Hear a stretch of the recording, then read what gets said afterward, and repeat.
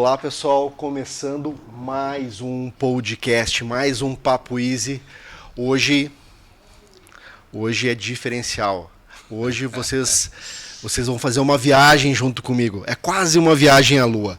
A gente tem um convidado que a gente foi agraciado com o aceite dele. Para você ter uma ideia, participante de TED Talks aqui da edição do Rebouças. E é com grande prazer, com uma gratidão imensa que nós recebemos Rui Santana. Muito obrigado, Christian. Puxa, que prazer poder estar aqui compartilhando ideias, dúvidas, perguntas. Isso, sucessos e nem tão sucessos assim. Que privilégio estar aqui com vocês. Muito obrigado. Vou apresentar o currículo, vou tentar resumir um pouquinho, porque senão o podcast vai ser só no currículo do Rui. Mas o Rui, ele tem boa parte da formação dele, a grande parte dele é nos Estados Unidos. Ele é mestre no Colorado, na Universidade do Colorado. Ele é doutor em filosofia também na Universidade do Colorado. É professor durante muitos anos, durante 30 anos, ministrou inúmeras disciplinas na Universidade Federal do Paraná, tanto na graduação quanto no mestrado. Ele também é palestrante, convidado por inúmeras instituições de ensino para poder explorar um pouquinho dessa experiência vasta e essas insights muito bacanas que o Rui consegue fazer. Depois a gente vai deixar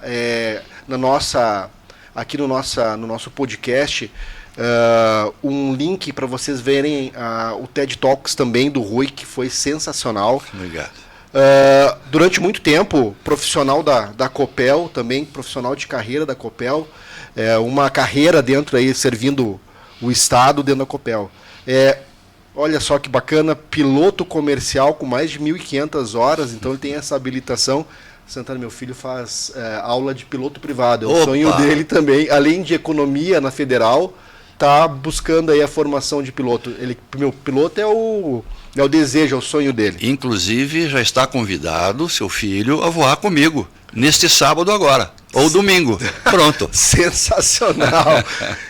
Pessoal, muito emocionado, muito feliz com essa possibilidade. E vou fazer uma primeira pergunta Sim. já para você, Rui. Porque já aconteceu comigo. Opa. Dando aula, né? Algum aluno eventualmente pergunta para a gente: professor, além de dar aula, você trabalha? É interessante. Eu tive essa oportunidade, Christian, de ter uma vida dupla. Eu fui executivo, engenheiro da Copel durante muitos anos e fui também professor da Universidade Federal do Paraná, também durante esse tempo todo, em atividades bem relacionadas. Então, para mim era fácil responder. Quer dizer, além de dar aulas, eu também trabalhava, né? Mas é uma pergunta muito curiosa essa e divertida. Né? Como é que fez para poder conciliar dar aula em mais de uma universidade e ainda exercer uma carreira profissional, Rui? Então, eu tive essa oportunidade porque a Copel, durante muitos anos, Christian, ela tinha um centro de pesquisas na área de hidráulica. Tá? Então, eu entrei como estagiário no centro de hidráulica, como é o nome, né? E, por sorte, muitos professores viajaram para fazer pós-graduação e daí surgiu a oportunidade de eu entrar como aluno monitor. Então, eu tive essa sorte de levar em paralelo essas duas carreiras. Me formei na engenharia e continuei dar aula, como já estava dando, né? E na Copel também tive uma carreira muito bacana, muito promissora. Tá? E mesmo assim, conciliando essas formações nos Estados Unidos? Não, veja bem, quando eu fui para os Estados Unidos, eu passei 4 anos fora. Tá? Inclusive aqui cabe, Cristian, um registro muito importante de agradecimento. Quer dizer, eu tive a oportunidade, graças à Copel e graças à Universidade Federal do Paraná, de passar 4 anos fora. Veja que empresa, que indústria faria isso hoje, a Copel fazia. E na época, o presidente da Copel, que era o Arturo Andreoli, ele disse: Rui, a única coisa que eu peço de você é o seguinte: quando você voltar, fique na Copel o tempo que você ficou fora.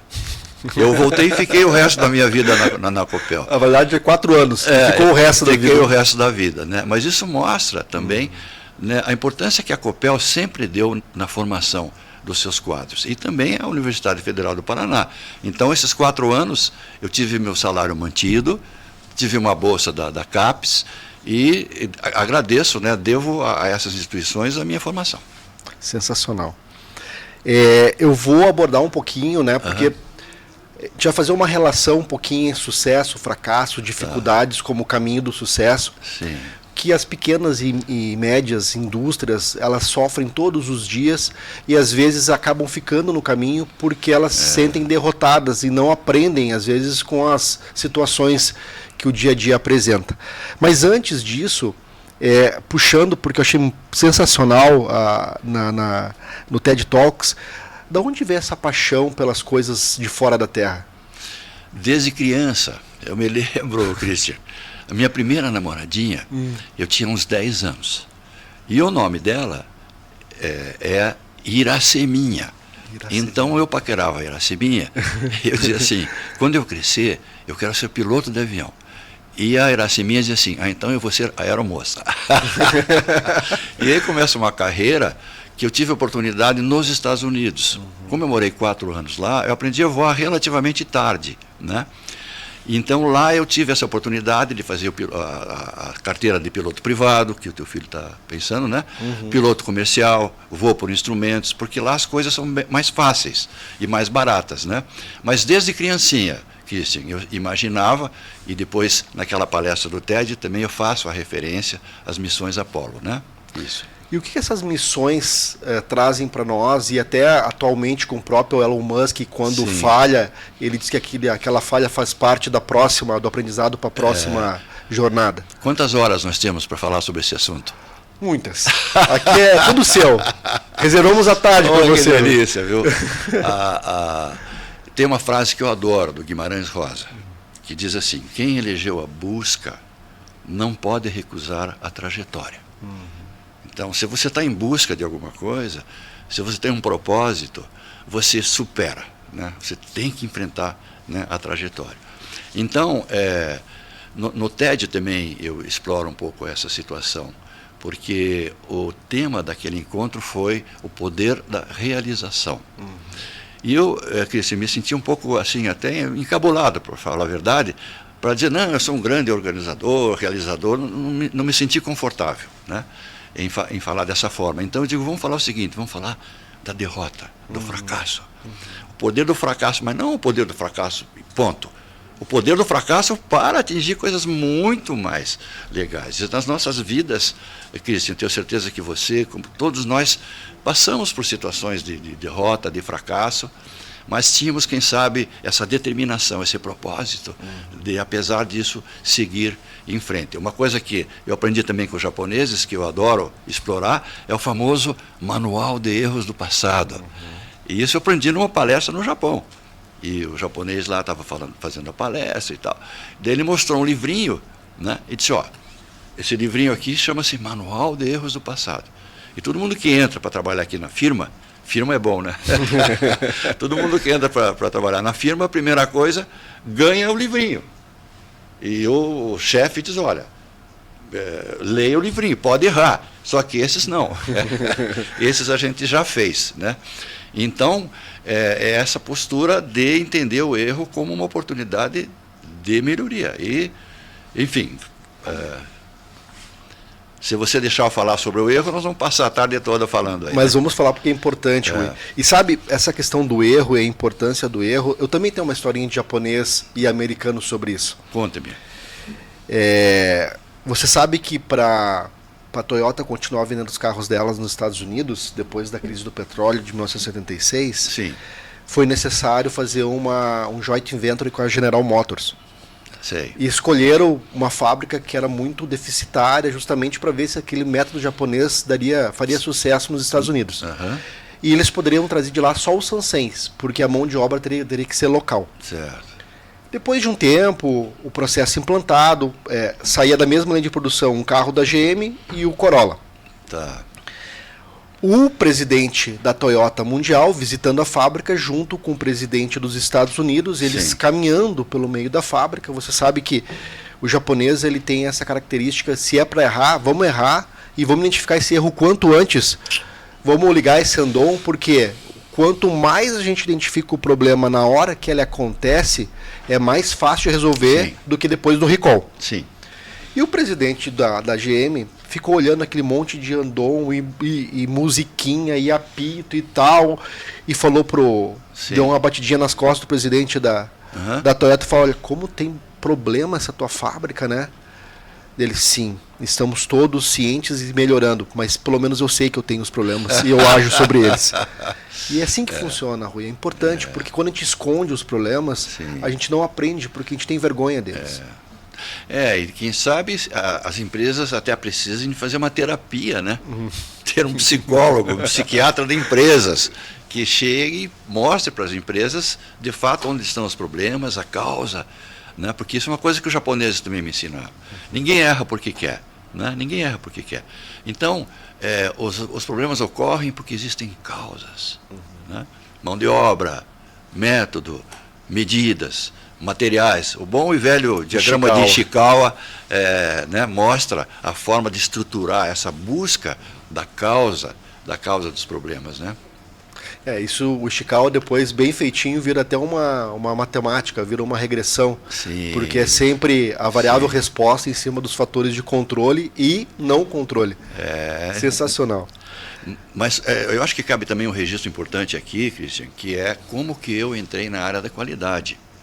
Na época, eu era assistente do presidente da Copel, Francisco Gumidi. Eu era assistente dele na Federal e na Copel. O Gumidi sempre foi um dos meus heróis, assim, um ídolo, né? Não só de mim, mas da minha geração, como professor, né? E um dia ele me chama e disse assim, Rui, nós vamos mudar a forma de fazer a gestão na Copel. Como assim, presidente? Nós vamos trabalhar com o modelo japonês de gestão. Total Quality Control, na época, como era chamado. Eu disse, presidente, mas a Copel já é uma empresa tão boa, tão reconhecida, será que a gente precisa mudar? Precisa melhorar? Melhorar? Ele disse assim, Rui, você sabe qual é o nosso DECFEC? Eu não tinha a mínima ideia. Você sabe o que é o DECFEC, Christian? Eu não sei. Então, é uma métrica, um indicador muito importante de qualidade, de eficiência. O tempo em horas por ano que você fica sem energia elétrica. Você pode estratificar por cidade, por bairro, por região, etc, etc, etc. Por indústria ou...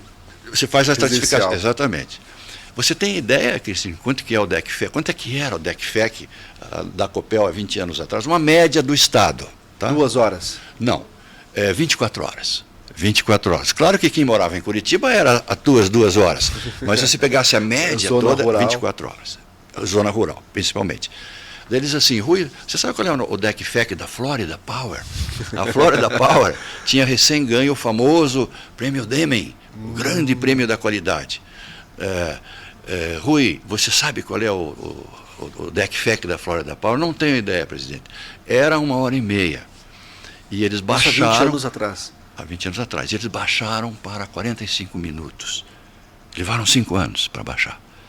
Daí ele diz assim, qual é a melhor empresa do mundo nessa métrica do DECFEC? Não sei, presidente. Ele disse, acabei de visitar, e os olhos brilhavam. Acabei de chegar de Osaka, no Japão. E o DECFEC, Christian, quando da minha querida Copel era 24 horas, o DECFEC da Florida Power era 15 minutos, veja só. Então aí a gente entra num programa consistente, bacana, de busca da qualidade e seguimos o modelo japonês ortodoxo, né? E os japoneses são tão interessantes. Eu achava que no Japão, Christian, todo mundo falava inglês, também, claro. Ou seja, eu iria num supermercado, numa loja e tal, poderia me comunicar em inglês. E o japonês não, os poucos japoneses que falam inglês não falam inglês. Eles falam inglês com sotaque japonês. E é muito interessante, porque como é que você diz arroz, por exemplo? É rice. E você fala rice, a japonesinha não entende. Então é rice. Já pega o jeito, rice. Como é que você fala carne em inglês? Meat. Aí não é meat, é mito. Você vai pegando o jeito. Né? Como é que você diz cerveja? Sem saber cerveja você não sobrevive. É beer. Então. Em inglês. Mas no Japão não é beer, é biro. E se for duas, é birubiru. É uma antiga piada que eu gosto de contar para mostrar essas diferenças interessantes, né? Do modelo japonês de gestão. E esse modelo japonês de gestão, fruto a condição que eles têm de ser um país onde tem poucos recursos naturais, Sim. sofre com as intempéries que nós agora começamos a sentir no sul, e por um outro lado a necessidade a grande quantidade de pessoas no espaço menor saber viver em grupo e no consenso. O quanto é difícil gerar consenso aqui para nós, né? O Japão é impressionante. Até recentemente, que você sabe disso, era a segunda economia do mundo. Os chineses passaram há pouco tempo, né? Um país onde 85% é montanha, tem terremotos, né? Uma área muito pequena. Então, é quase um milagre, né? Como eles conseguem, têm conseguido. O Japão era um país arrasado pela guerra. O Japão fabricava quinquilharias. Eu me lembro a primeira vez que fui morar nos Estados Unidos, Cristian, num programa de intercâmbio, na década de 60, quando um vizinho comprava um carro japonês, ele era motivo de piada da rua. Porque eram carros no começo desengonçados, feios, umas cores diferentes, né? Pequenininho. Pequenininho. Eu me lembro meu irmão americano, com quem eu convivo até hoje, né, à distância, ele tinha comprado uma Honda pequenininha, e os caras andavam de Harley Davidson, sabe, de Triumph. Cadillac, então, Buick. Então, e rapidamente os japoneses foram lá, não há nada que não possa ser melhorado, Kaizen, manual de erros do passado, processos, medições, estatística, e o resultado está aí. Agora, também tem a ver muito com a cultura, eu acho, né? Sim, porque a gente discute muito previsão de demanda, Rui, dentro da nosso objetivo, que é levar o planejamento integrado para dentro das empresas. Certo. E uma das etapas do nosso processo é o famoso consenso. Não necessariamente eu preciso concordar, mas se naquela mesa de discussão o grupo entender que aquela é a melhor opção, eu assumo aquela decisão como minha, do grupo. E é tão difícil, às vezes, isso para nós, né?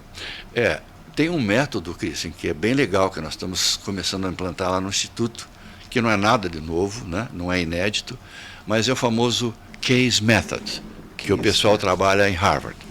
Todas as disciplinas de Harvard são utilizando casos, mas casos que aconteceram e onde você coloca o aluno, o participante, na posição de um decisor que teve que resolver um problema real, né?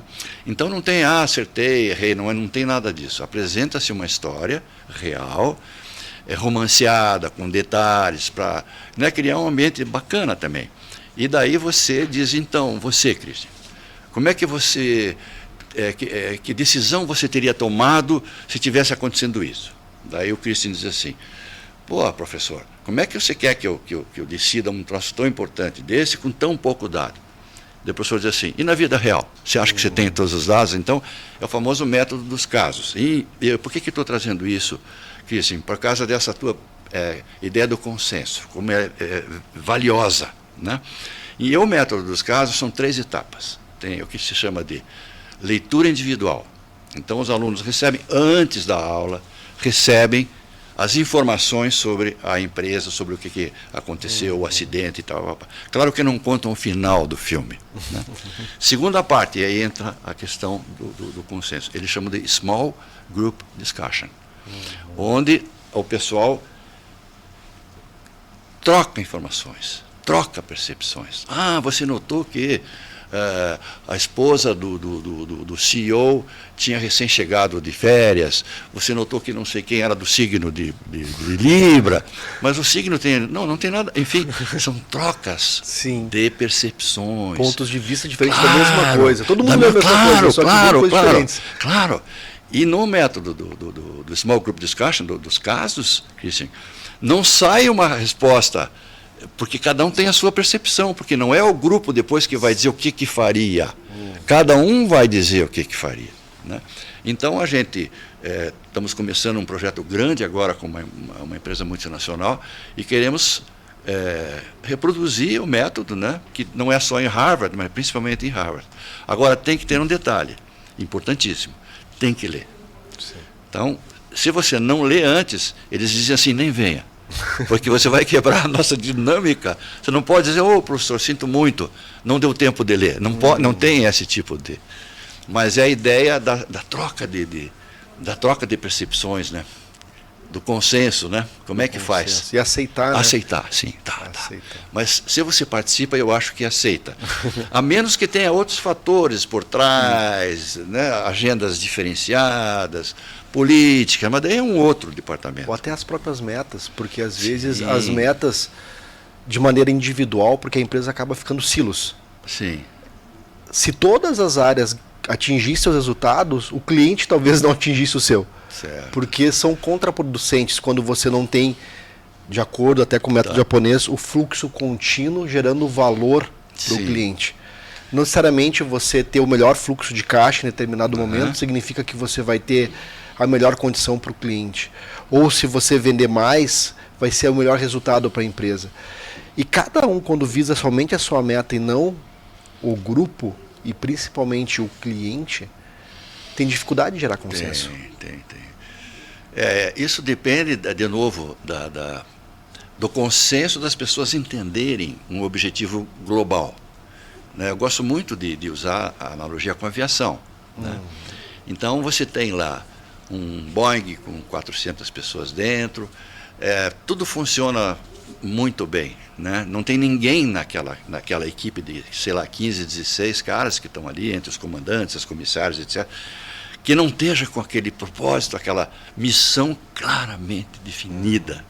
Né? Então, é um tipo de atividade que é fácil das pessoas entenderem. Né? Ao ponto do comandante, e nós temos 2 ou 3 comandantes envolvidos nos nossos cursos lá no Instituto, né? Questionarem as pessoas se estão bem em cada voo, para ver se está todo mundo de acordo com o que precisa para desempenhar. Daí sim, eu acho que não tem... Eu não me imagino, por exemplo, um comandante ser colocado na posição de comandante por uma influência, política, de repente, porque é amigo do governador. Estou chutando, exagerando, né? Então, tem certas atividades em que a eficiência e a experiência é muito bacana, né? É muito importante. Medida em horas. Sim. Rui, eu vou... no seu TED você fala que você faz uma pergunta para os seus alunos. Sim. O que eles lembram da sua aula? É uma delícia essa pergunta. E o pessoal acaba lembrando de tudo. Menos. E é assim que funciona. Sim. E eu faço uma pergunta também. Sim. Que é a seguinte: você está contente onde você trabalha? Qual que é a empresa do teu sonho? Porque eu tenho uma. Aí o pessoal fica olhando. Onde você gostaria de trabalhar? Que na NASA. Por quê? Imagina, o cara está fazendo planejamento estratégico para daqui 35 anos, quase que tem orçamento infinito, porque é a Casa da Moeda Americana. Cara, fora o resto, vive de situações do dia a dia. Certo. Então, aquela condição que as empresas têm no dia a dia de, puxa, não adianta eu planejar porque eu vou errar, e acaba não... determinando as premissas das decisões, Rui, porque quando você tomar uma decisão para o futuro, você foi baseado em premissas, porque você não tem certeza do que vai acontecer. E como que os erros podem te ajudar a chegar no sucesso no futuro, Rui? Quantas horas que nós temos? Essa outra pergunta é uma delícia. Eu tive a chance de conhecer um futurista há 40 anos atrás. Quando eu estava fazendo meu doutorado, Christian, tinha uma disciplina chamada Technology Assessment and Social Forecasting. E o professor, já falecido, depois se tornou um grande amigo meu, Evan Vlahos, grego de nascimento, o Vlahos tinha essa disciplina e puxava a orelha dos engenheiros, dizendo assim, vocês têm que tentar antecipar as consequências das obras que vocês estão planejando, né? Não só na dimensão ambiental, social, política, econômica, etc, etc. E a premissa básica do Vlahos era o seguinte: é impossível prever o que vai acontecer, mas é importantíssimo antecipar o que pode acontecer. Sim. Então, esse pequeno jogo de palavras faz com que, no final do filme, Christian, você diz assim, a gente não prevê o futuro, a gente cria o futuro. Né? Que é o que a NASA, por exemplo, tem feito ao longo de todos esses anos aí, né? Existem técnicas, existem ferramentas que a gente tem que ir adaptando à medida que as coisas vão evoluindo. Por exemplo, em final de 2022, meu filho Pedro, que também mora na Austrália, o Pedro diz assim: pai, anota a tecla aí, ChatGPT. Faz 2 anos. E hoje está uma coisa completamente... Daí vocês trabalham com isso, com inteligência artificial. É impressionante o que o ChatGPT faz. Então, quem que teria previsto isso daí? Né? Quem fez o De Volta para o Futuro, não, o Exterminador do Futuro. Sim, as máquinas. Sim. Aliás, falando em filme, tem 2, lição de casa para os meus alunos, ok? Nesse contexto. Um assistiu o filme Her, tá? Que em português foi traduzido para Ela, Her, que é uma história deliciosa. Do cara que se apaixona pela inteligência artificial, que é uma mulher. E ela é ciumenta. E ele também. É uma delícia essa história. E o outro clássico também, que é o Ex Machina, o X Machina, onde tem uma robô super evoluída, e é um filmaço também. Mas bem lembrado, você me provocou a lembrar de passar lições de casa. Importantíssimo. E hoje, em função de toda a evolução tecnológica que a própria NASA, a SpaceX, isso evita com que eles erram, que os erros aconteçam, Rui? Não, claro que não. Aí que tá, vamos de novo lembrar dos japoneses. Tá? Não repetir o mesmo erro pela mesma causa, certo?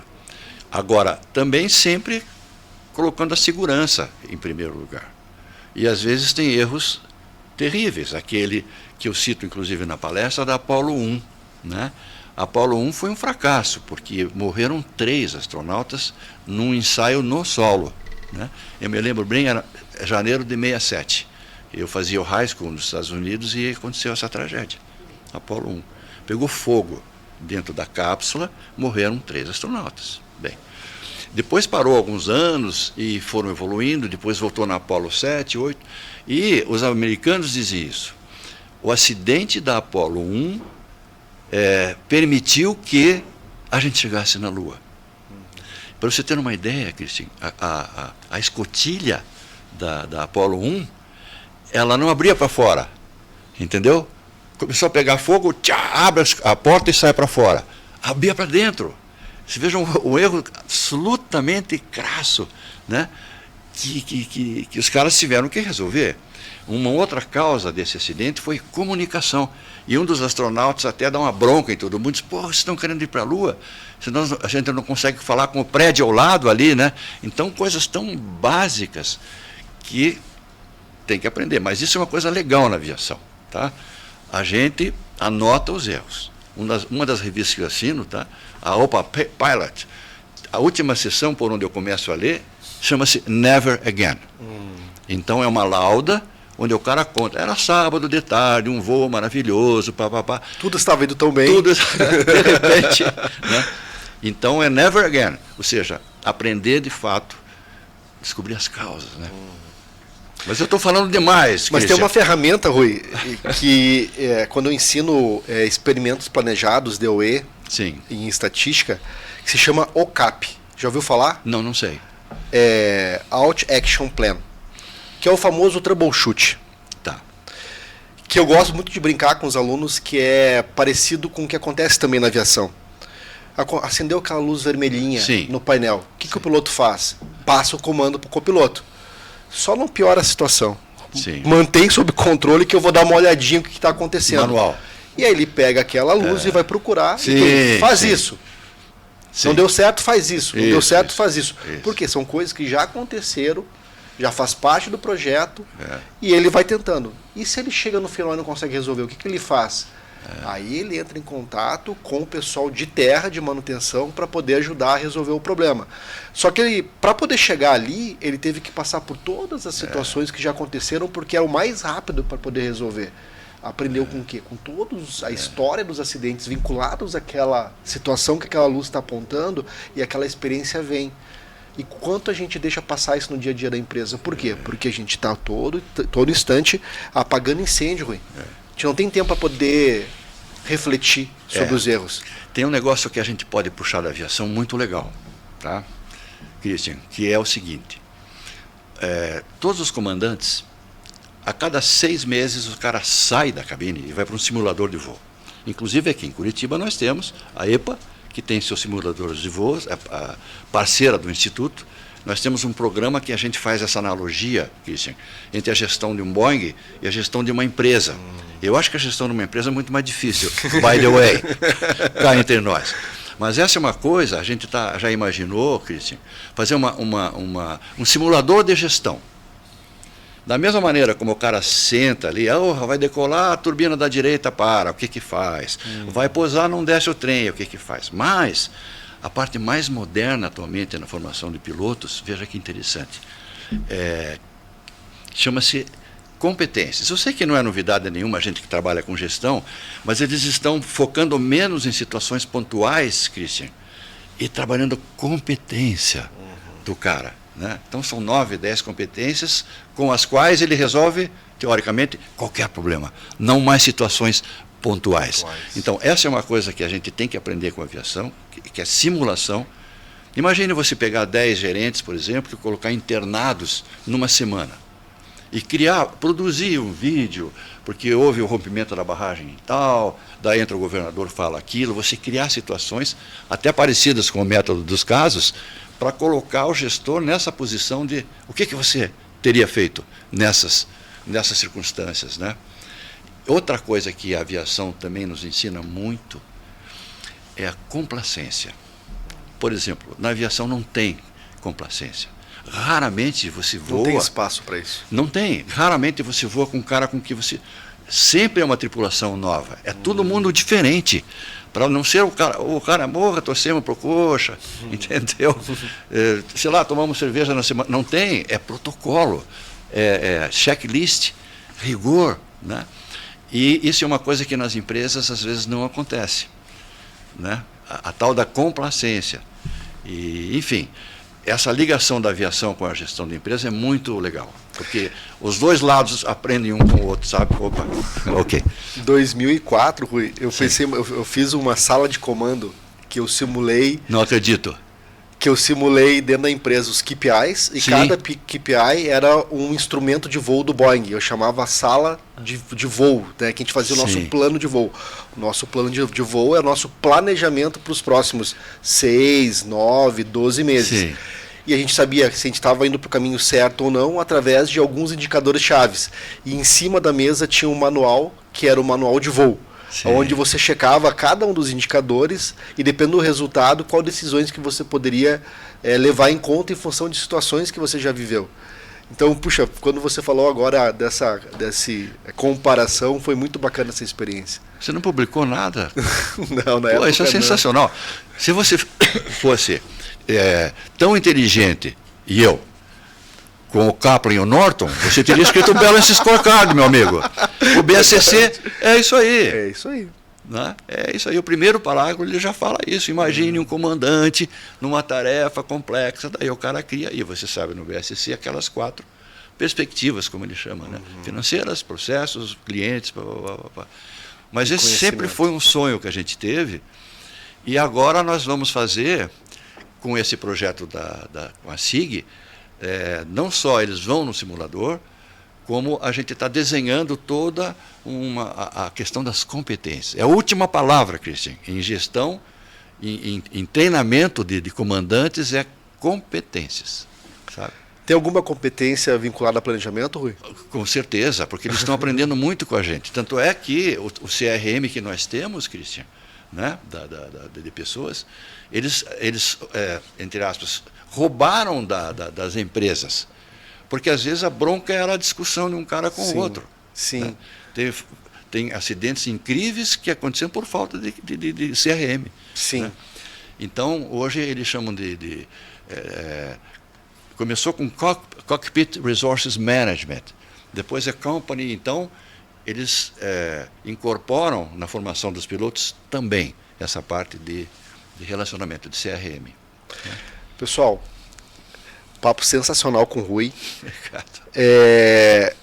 E eu vou um pouquinho mais adiante nesse papo agora, porque depois de 30 anos dando aula, 30 anos exercendo a função dentro de uma empresa, com meta, e essa característica da Copel, mesmo sendo uma empresa há 20 anos atrás, há 30 anos atrás, com foco mais estatal, buscando sempre essa melhoria contínua. Porém, terminada essa jornada, o Rui quis ir um pouquinho mais além. Ele quis compartilhar toda essa experiência dele, todo esse aprendizado de uma vida de uma outra forma. Que forma é essa, Rui? Então, isso daí foi uma inspiração que a gente teve de criar um local de transmissão de conhecimento. E o nosso propósito, agora eu vou ser bem professor. Certo? Qual é o propósito disso que a gente criou? Tá? Começa assim: nada substitui o conhecimento. 2 pontos. O Instituto Hermínia Santana promove o encontro de pessoas em busca de conhecimento e sabedoria para desenvolver projetos inspiradores. Entende? Então, da mesma maneira que eu tive essas grandes oportunidades que a Copel me deu, que a Universidade Federal me deu, de aprender coisas, né? Nós criamos um instituto que faz isso. Né? Nós não somos concorrentes das escolas de negócio, porque o nosso foco é diferenciado. Né? Não são programas formais, assim, bem ortodoxos. É uma busca de fronteira que a gente faz lá no Instituto. Então, é um instituto que já trouxe gente da Domênico De Masi, teve lá recentemente falecido, né, o ano passado, pessoal de Houston, pessoal do Colorado, que trazem as novidades. Temos alguns professores de fora também que fazem por internet. E também criamos um ambiente para que as empresas passem um dia lá, né, desenvolvam suas ideias. Eu estudei muito tempo a Pixar, como uma fonte de criação. Né? De tanto perguntarem para o Ed Catmull, como é que vocês fazem lá, qual é o segredo da Pixar, ele escreveu um paper legal no Harvard Business Review. E ele é um cara tão humilde que no final desse artigo, ele diz assim, veja que legal, se é que eu tenho algum valor, é o Ed Catmull falando, né? Se é que eu tenho algum valor, foi de ter proporcionado um ambiente onde as pessoas, né, podem fazer 3 coisas. Primeiro, tem que se sentir seguros para dar ideias. Segundo, tem que ter liberdade de todos falarem com todos. Terceiro, um casamento feliz com a academia. Sim. Então esse é o final do artigo do Ed Catmull. É o ambiente, cara. Então às vezes eu faço minhas palestras, meus trabalhos de consultoria, eu digo 50% ambiente. E você sabe disso, né? Olha só, no momento em que as pessoas estavam procurando achar alternativas online para poder se reunir, sim, você cria, você mantém e você desenvolve um lugar para as pessoas se encontrarem fisicamente, sim, se isolar, para poder, sim, focar no desenvolvimento delas. Sim. Nada substitui o contato visual. Que nós estamos vivendo agora. Sim. Imagine essa conversa, para mim, maravilhosa. Né? Obrigado de novo pelo convite. Não é comparado com uma conversa à distância. Né? Não são excludentes, depende da situação. Mas nada substitui o contato, a emoção. Né? O ambiente. E esse ambiente foi feito... foi sua casa da infância lá? Sim, foi a casa da infância, exatamente. Aonde que fica? Fica no seminário, ali perto do Internato Paranaense, onde eu comecei meu curso ginasial. Você não sabe o que é ginasial? Então, fica no bairro do Seminário. É uma casa bacana que o seu Luiz Santana construiu e que a dona Hermínia cuidou tanto tempo. Eu sempre digo, né? A dona Hermínia, naquela época era mais difícil, né? Não teve a oportunidade de fazer uma faculdade, mestrado, mas era uma excelente gestora. Não precisou ir para o Japão, nem fazer mestrado nos Estados Unidos, mas a casa está lá, né? E eu me lembro até, o pessoal gosta muito de ver o piso, a casa tem 60 anos, né? Mas que piso maravilhoso. Por causa da dona Hermínia, porque ninguém entrava de sapato aqui dentro. E você ilustrava o piso? Mais ou menos. Só quando eu fazia malcriações. Daí tinha aquilo de castigo. Passar uma cerinha. Então, fazia parte da disciplina. Sim. Com certeza. E aí conseguiu resgatar, porque a casa ficou um tempo parada, né, Sim, Rui? conseguimos. Até hoje a gente sempre está fazendo uma manutenção, né, importantíssima. E a gente tem a oportunidade, a sorte de ter, a gente chama de os habitantes do Instituto. Então, além dos periquitos. Além dos periquitos, os habitantes do Instituto. É tudo gente boa, tem psicólogo, tem yoga, tem outras terapias. E temos as fadas também. Fadas? Fadas. As fadas aparecem, em geral, no final do dia. Mas tem que acreditar. Sim. Se não acreditar, não vê. Elas não aparecem. Não é só quando perde o dente, então. Boa, pois é. E a ideia é nesse instituto, trazer gente de fora para trazer novidade, professores, Sim. Para empresas que queiram locar um espaço. Como é que funciona? Sim.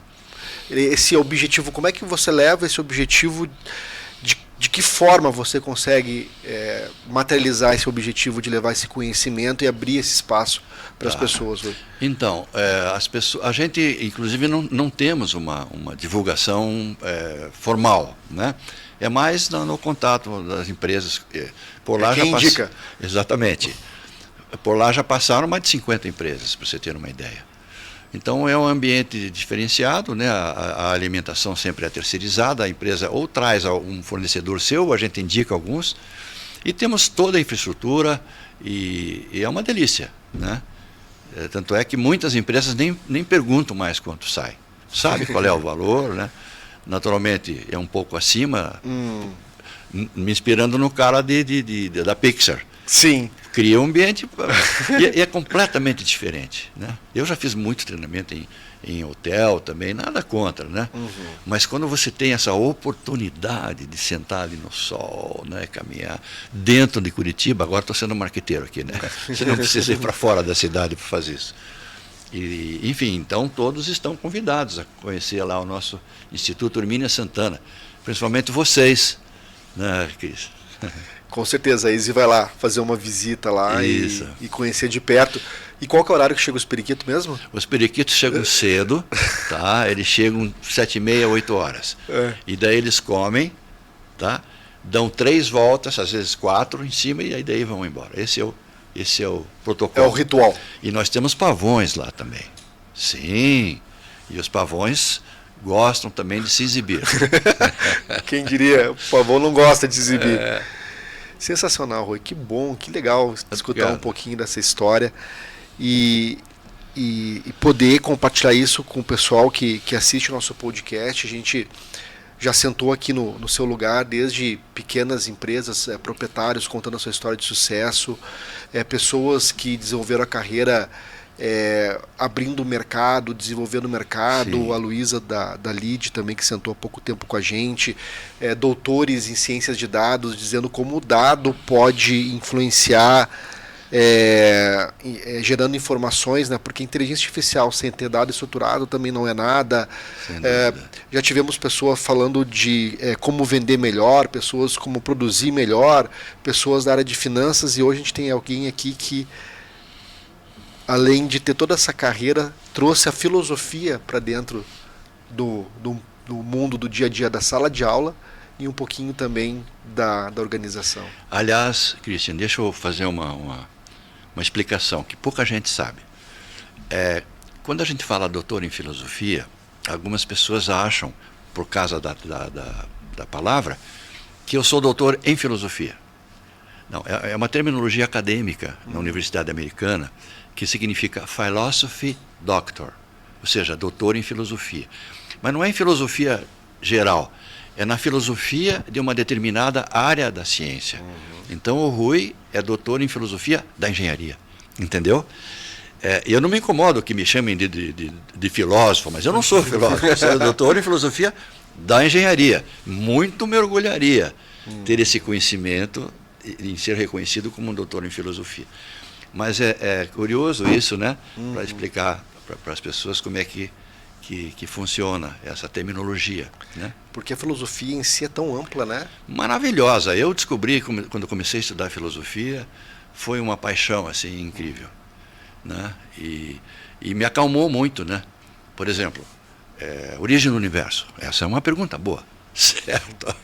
E uma coisa que um cara que me inspirou muito foi o Bertrand Russell. E tem um diálogo bacana do Bertrand Russell com um teólogo católico, onde eles usam a metáfora do relojoeiro.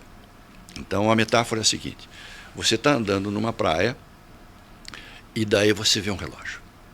Daí você vê, e não existe, nunca tinha visto na tua vida. E você começa a examinar o relógio, poxa, que interessante. E você começa a descobrir o funcionamento, cada 12 horas, Daí você fica encantado. E diz, pô, mas isso aqui nem 1 trilhão de anos de evolução criaria isso daqui. É claro que tem que ter um relojoeiro. Então, é a metáfora do relojoeiro.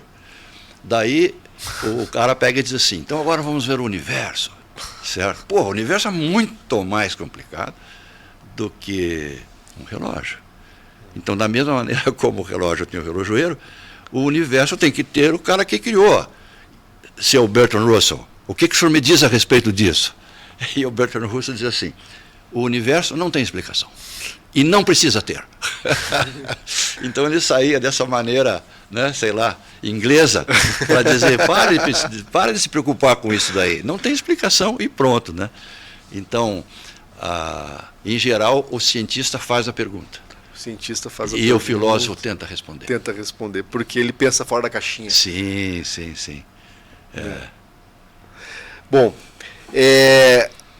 voltando à questão do planejamento, Rui, e como, no seu ponto de vista, as empresas podem, com o tempo, buscando cada vez mais aperfeiçoar o seu planejamento para que ela não evite de errar, porque o erro faz parte, sim, senhor, mas com que ela cada vez consiga ter resultados melhores. Educação e treinamento constante, né?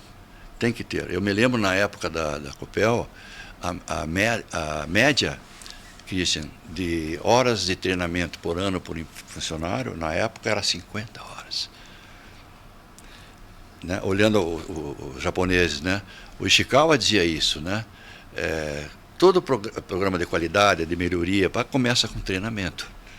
Entende? Então, tem que ter essa dedicação, essa formação, para que, de fato, a gente consiga evitar essa própria ideia, né, do erro como uma oportunidade de melhoria, da identificação das causas, vem, né, de um treinamento constante. Como é que nós começamos o processo de qualidade na Copel? 1000 anos atrás, né? Foi criado um grupo de trabalho, 7 pessoas, das quais eu era uma delas, e durante 1 ano nós nos preparamos. Viagem para os Estados Unidos, para o Japão, pelo Brasil. 1 ano depois, a gente começou a implantar através do treinamento. E daí nós treinamos todos os gestores básicos da Copel. Na época, a Copel tinha mais ou menos 900, que era a unidade gerencial básica, né? Abaixo ali da superintendência, chefe de departamento, de divisão.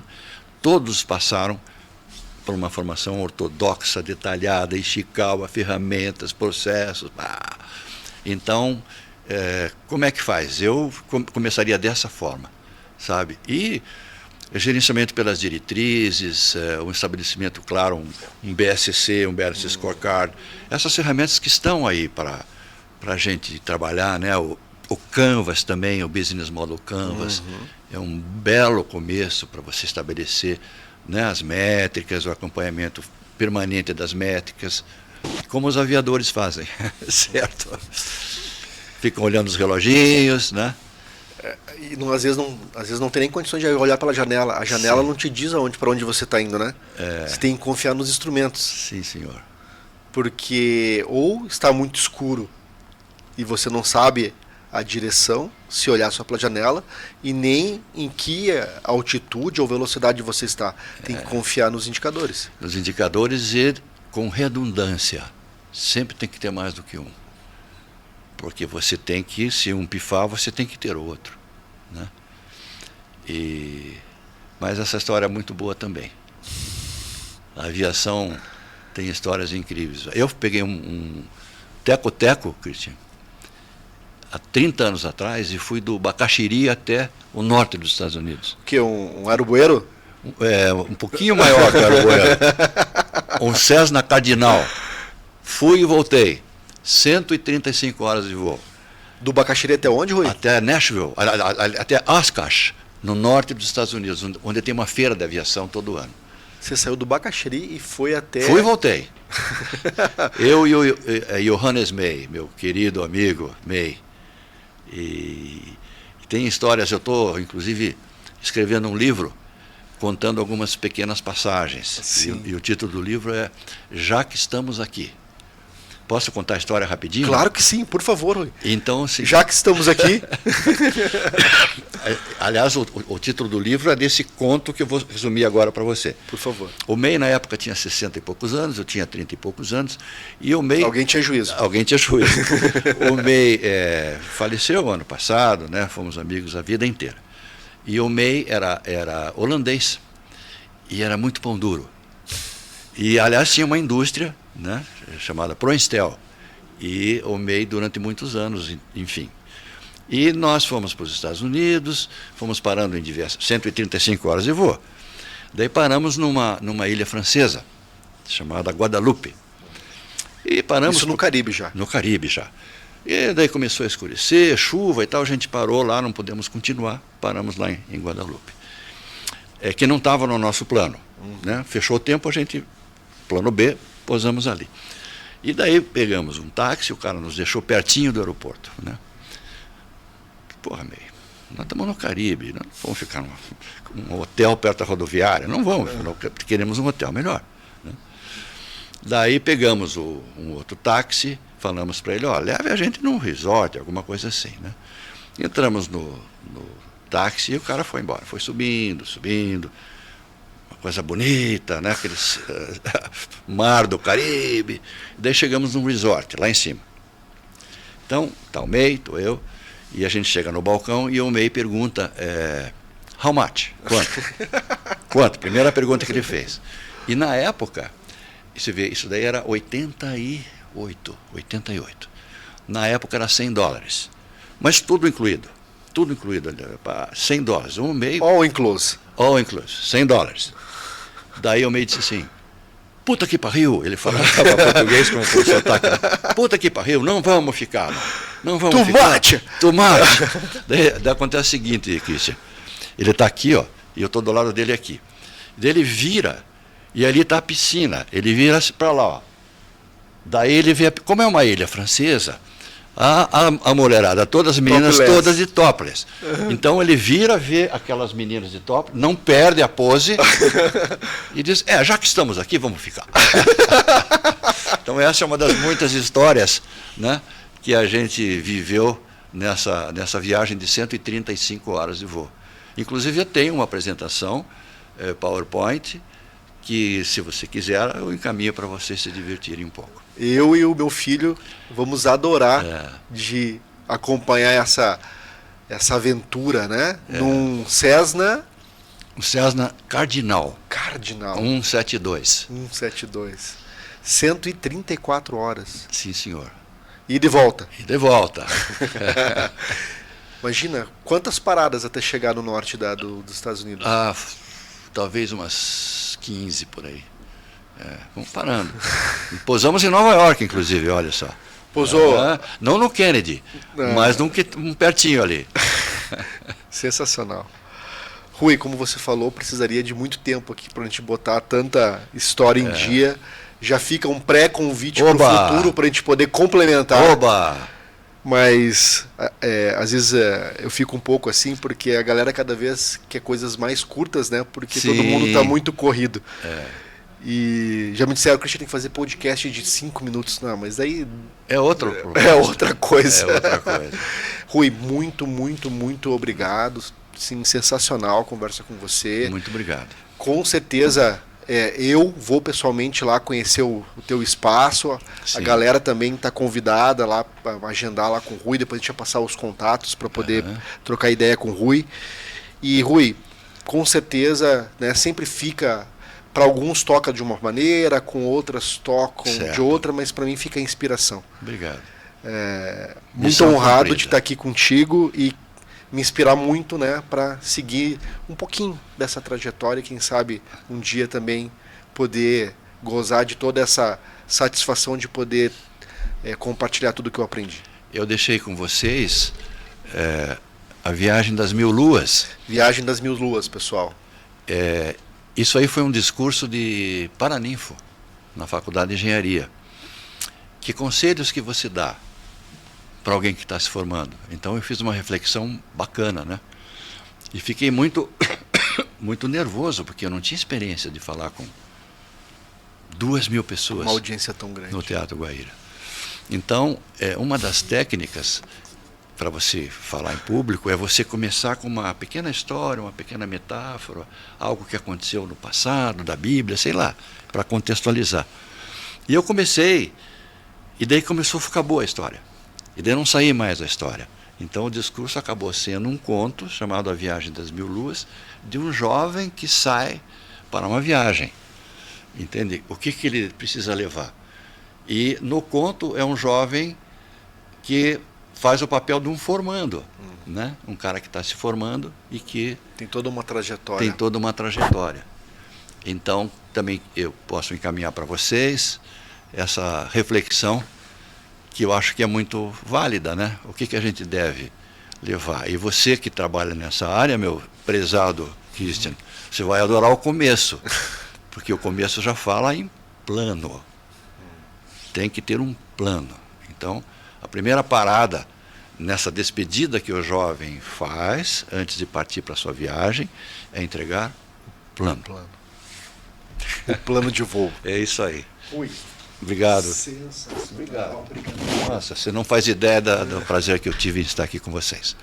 Pessoal, mais uma vez, muito obrigado pela audiência. A gente fica muito feliz pelos feedbacks. Quem está assistindo, se inscreve lá no canal, isso é bem importante para nós. Mas todos os comentários, tudo isso faz com que a gente aprenda e a gente vá evoluindo um pouquinho a cada episódio e cada vez fica melhor. E o próximo sempre vai ser a próxima Ferrari. Opa, essa aí eu conheço. Christian, eu nunca vi alguém que fizesse uma lição de casa de uma maneira perfeita, viu? Se fosse meu aluno era 10, ok? Obrigadão, Rui. Pessoal, até o próximo.